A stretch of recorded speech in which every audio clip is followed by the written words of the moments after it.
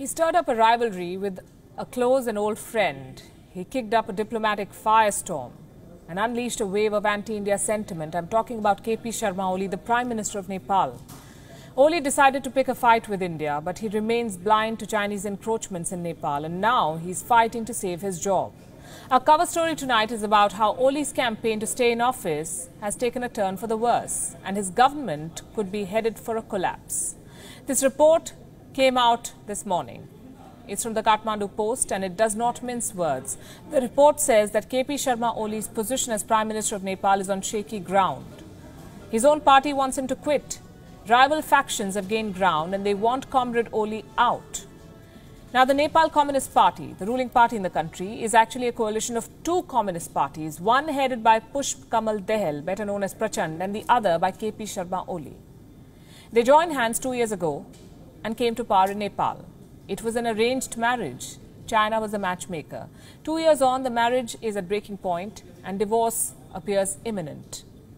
At the heart of the conflict is the Prime Minister's chair. Prachand has served as Prime Minister of Nepal twice. He wants the post again. And for that, he wants Oli to step down. His supporters accuse the Prime Minister of failing the party and the government. Oli's stock, by the way, was already low. There were protests against his government, and their response to the Wuhan virus outbreak has been poor. To stay in office, Oli tried to whip up national pride. He took a tough position against India to prove his territorial nationalism. It did work for a while, but it doesn't work anymore. The wind is blowing in a different direction now. This week, Oli's government faced a series of setbacks. First, the opposition moved a resolution in parliament. They asked why Nepal had gifted its land to China. The resolution that China has said that China has encroached more than 64 hectares of Nepal's land.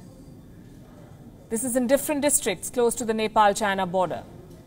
The problems for Comrade Oli did not end there. On Wednesday, the Standing Committee of the Nepal Communist Party began a meeting. And this meeting was combative. Oli is the chair of the party. He's also the Prime Minister. But within the Standing Committee, he found himself in minority. Reports say only 11 out of the 44 committee members were on his side. Many in the rival faction said he must step down as Prime Minister. This is now an open battle for power in Nepal. Both Oli and Prachand want to lead the country, but there can only be one Prime Minister. So their fight is playing out in public. The Standing Committee was supposed to continue its meeting today, but Prime Minister Oli decided to skip it.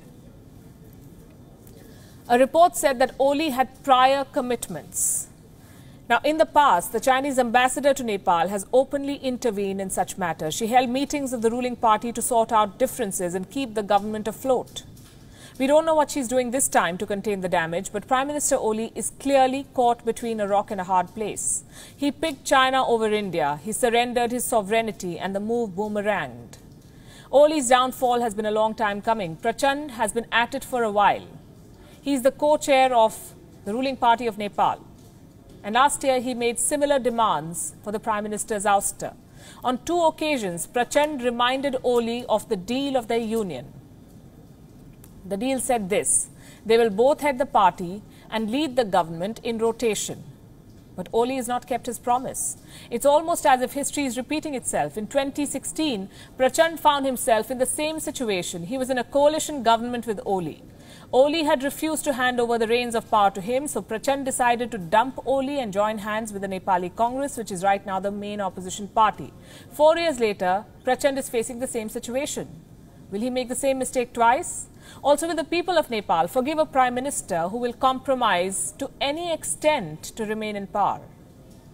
Oli is losing Nepal's land to China. He is losing India's sympathy. He is losing his people's confidence. And now, it seems, he is losing the support of his own party.